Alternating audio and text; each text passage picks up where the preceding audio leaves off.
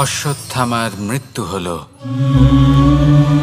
কেউ জানে না সে মানুষ নাকি হাতি। এই বাক্য কে বলেছিলেন?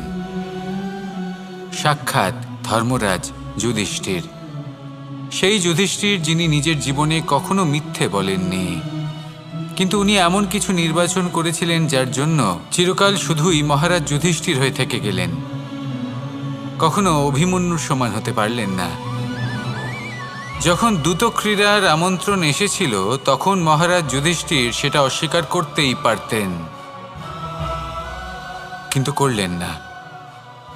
অহংকারের জন্য সেই আমন্ত্রণ গ্রহণ করলেন উনি, এবং অহংকারের জন্য করা এই নির্বাচন ওনাকে সাধারণ করে রেখে দিল।